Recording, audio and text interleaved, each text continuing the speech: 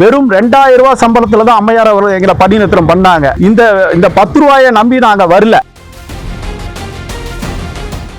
நிறுவனமும் எல்லா வந்த அதிகாரிகளும் எங்களை இக்கட்டுகளை நெருக்கினாலதான் இந்த சூழ்நிலை போச்சு. 320 ஊழியர்கள் டாஸ்மாக் கடைய மூடினால இப்ப பணி இழந்து உள்ளார்கள். 26,000 குடும்பத்தின் துயரத்தை கருத்தில் கொண்டு உடனடியாக அவர்களுக்கு மாற்று அரசு பணி வழங்குவதற்கு நாங்கள் வலியுறுத்தி கேட்டுக்கொள்கிறோம். ஊழியர்கள் கடையை விட்டு பணத்தை எடுத்துட்டு போகும்போது துப்பாக்கி சூடு, வெட்டு குத்து, நடு ரோட்டில் சினிமா படம் போல அந்த பணத்தை பறிப்பதற்கு கத்தியை கொண்டு மிரட்டுவது. இந்த புத்தம் புதிய ஆட்சி அமைந்த உடனேவே பல திட்டங்களை அறிவிச்சாங்க. அதில் நாங்கள் 23 வருஷமாக டாஸ்மாக் நிறுவனத்தில் தொடர்ந்து பணியாற்றிட்டு வரோம். எந்தவித சட்ட சமூக பாதுகாப்பும் இல்லாத சூழலில் 23 ஆண்டுகளாக நிறுவனத்தை சீரும் சிறப்புமாக தமிழக அரசின் அறிவுரையின்படியும் அனைத்து கட்டுப்பாடுகளின்படியும் தொடர்ந்து நடத்திட்டு வரோம். இந்த ஆட்சி பதவிக்கு ஏற்ற உடனே 717 கடைகளை உடனடியாக மூட உத்தரவிட்டின் அடிப்படையில் மாநிலம் முழுவதும் 717 கடைகள் மூடப்பட்டது. அதில் கோவை மாவட்டத்தில் வடக்கு தெற்கில் 69 கடைகள் மொத்தம் உடனடியாக மூடப்பட்டது. 300க்கும் மேற்பட்ட ஊழியர்கள் அந்த சரக்கினைகளை பாதுகாத்து இப்போ எல்லாரும் கடையில் பாதுகாப்பாளராக இருக்காங்க. தொடர்ந்து அந்த சரக்குகளை குடோன்களுக்கு கொண்டு போகணும். பாதிக்கப்பட்ட அத்தனை ஊழியர்களுக்கும் அரசு நிறுவனத்தில் காலியாக உள்ள அரசு நிறுவனத்தில் பணி நிரந்தரமாக வழங்க வேண்டும் என்ற கோரிக்கையின் அடிப்படையிலும் ஊழியர்கள் 500 மீட்டருக்குள் இருந்த கடைகளையும் 500 மீட்டருக்கு மேல் இருந்த கடைகளையும் கள ஆய்வின் போது பல குறைபாடுகள் நடைபெற்றுள்ளது. தொடர்ந்து அரசு கடைகள் செயல்பட்ட இடத்தில் தனியார் மனமகிழ் மன்றங்கள் இப்போது வரை தொடர்ந்து மூடிய கடைகள் அருகில் செயல்பட்டு வருகிறது. இதை எல்லாமே மாவட்ட நிர்வாகத்துக்கும் ஊழியரின் நலம் சார்ந்த பணி நிரந்தர கோரிக்கைக்கும் மாற்று பணிக்கும் நாங்கள் மாவட்ட மேலாளரிடம் மனு கொடுக்க கூட்டுக்குழு வந்துள்ளோம். ஆட்சியர் அவர்கள் கள ஆய்வுக்கு சென்றுள்ளதால் நாளை மீண்டும் கூட்டுக்குழு அனைத்து டாஸ்மாக் சங்க கூட்டுக்குழு சார்பாக மாவட்ட ஆட்சியரை சந்திக்கிறோம். தொடர்ந்து மொத்தம் 1300 ஊழியர்கள் வடக்கு தெற்கில் பணியாற்றிட்டு இருந்தோம். தற்போது 320 ஊழியர்கள் டாஸ்மாக் கடைய மூடினால இப்ப பணி இழந்து உள்ளார்கள். இந்த ஊழியர்கள் அனைவருக்குமே 23 ஆண்டுகளாக பணியாற்றியதை கருத்தில் கொண்டு 23 ஆண்டுகளாக தொடர்ந்து எல்லா அரசுகளுக்கும் நாங்கள் வலியுறுத்தி கடும் போராட்டத்தின் வாயிலாக எடுத்துரைத்தும் வந்துள்ளோம். இப்ப எந்த விதமான ஆலோசனையின்றி தொழிற்சங்கத்தை அழைத்து பேசாமல் உடனடியாக மூடப்பட்ட அந்த ஊழியர்களுக்கு அரசு துறையில் மாற்று பணியை வழங்க வேண்டும் என்ற கோரிக்கையை மாநிலம் முழுவதும் அனைத்து சங்கங்களுமே தெரிவித்துள்ளன. கூடுதல் கவனம் செலுத்தி இன்னும் மந்திரி அவர்கள் நியமிக்கப்படாத காரணத்தினால அது தொடர்ந்து தொடர்பு கொள்வதற்கு சிக்கலான சூழ்நிலை நிலவுது. உடனடியாக மந்திரியை பார்ப்பதற்குரிய ஏற்பாடு அமைந்தவுடன் மந்திரி சபை அமைந்தவுடன் மந்திரிகளை பார்த்து எங்களோட கோரிக்கைகளையும் மேலாண்மை இயக்குனர் அவர்களிடம் எங்களுடைய அனைத்து சங்கங்களும் கோரிக்கையும் அளித்துள்ளோம். அதை ஊழியர் நலம் கருதி 26,000 குடும்பத்தின் துயரத்தை கருத்தில் கொண்டு உடனடியாக அவர்களுக்கு மாற்று அரசு பணி வழங்குவதற்கு நாங்கள் வலியுறுத்தி கேட்டுக்கொள்கிறோம். இந்த 717 கடைகள் மட்டுமில்ல, அரசு பல கட்சிகளும் அரசியல் தலைவர்களும் பூரண மலுவைக்கு கோரிக்கொண்டு வருகிறார்கள். இதில் எங்களுக்கு எந்த மாற்று கருத்தும் கிடையாது. நாங்கள் இந்த கடையை மூடியதை எல்லா கூட்டுக்குழு சார்பாக இப்போது வரை வரவேற்று கொண்டுதான் இருக்கிறோம். இதை வரவேற்கிறோம். அரசுக்கு எங்களுடைய கடமைகளும் செயல்களும் தொடர்ந்து சிறப்பாக செய்வோம். எங்களுக்கு நிறைவான ஒரு வாழ்வை தரும்படி இந்த கூட்டுக்குழு சார்பாக கேட்டுக்கொள்கிறோம். கடந்த அரசு அப்பெல்லாம் அந்த பணிகளுக்கு என்ன மாதிரி வேலை கொடுத்தாங்க?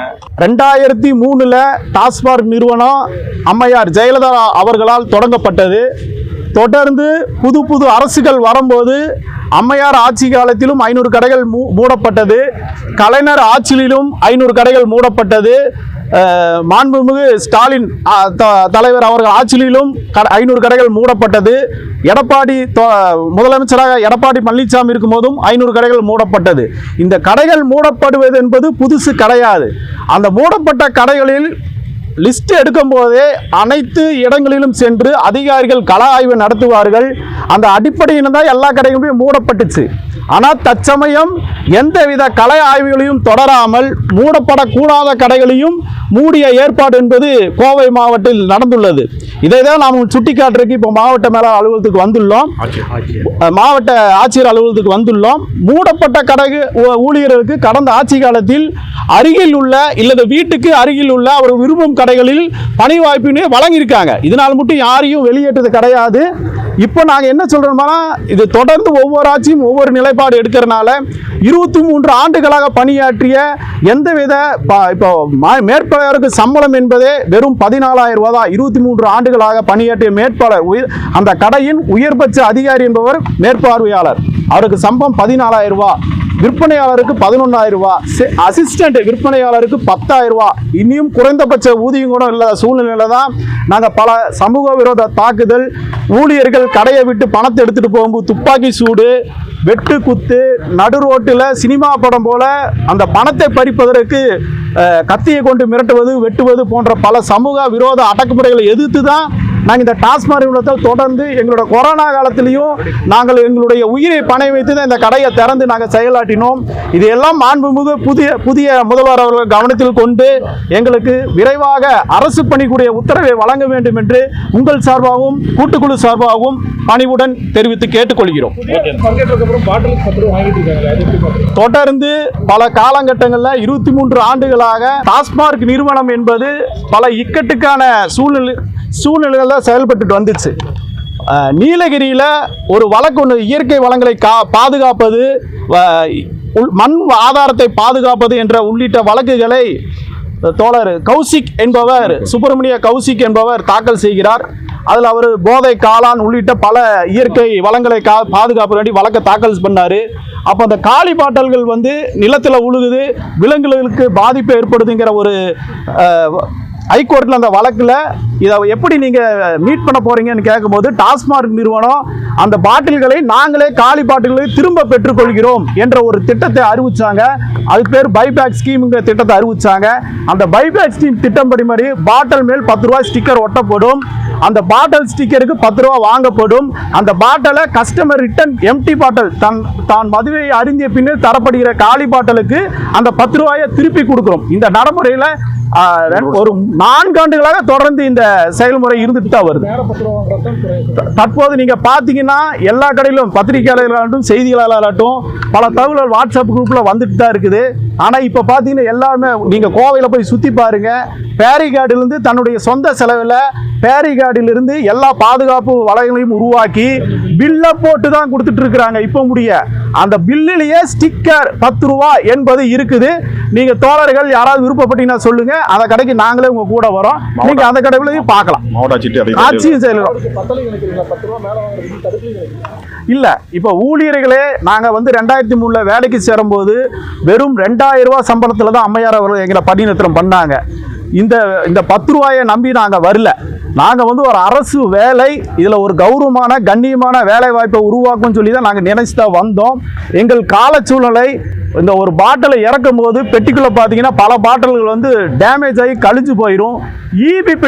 இபி மீட்டருக்குரிய பணத்தை 30% தான் கொடுப்பாங்க. வெயில் காலத்தில் 2 ஃப்ரிட்ஜ் ஓடிச்சுன்னா 20,000 ரூபாய்க்கு மேலே பில்லு வரும். ஆனால் எங்களுக்கு வெறும் கொடுக்கறது வெறும் 6,000 ரூபாய் 7,000 ரூபாய்க்கு மேலே தான் கொடுப்பாங்க. 7,000 ரூபாய் தான் கொடுப்பாங்க, அதுக்கு மேலே கொடுக்க மாட்டாங்க. இடையில இந்த காலி பாட்டல்களை சேகரிப்பதற்குரிய கடை வாடகை என்பது நாங்கள் தான் கொடுத்துட்டு வரோம்.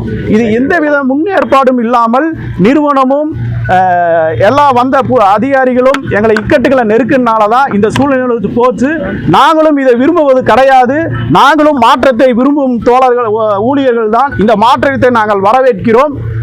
அனைவரும் ஒத்துழைப்புடன் கடைகளில் இப்போ வழிமுறைகளை வரும் வாடிக்கையாளர்களும் எங்களுக்கு ஒத்துழைப்பு கொடுத்தாங்கன்னா வருங்காலங்களும் இதே சூழ்நிலை நீடிக்கும்.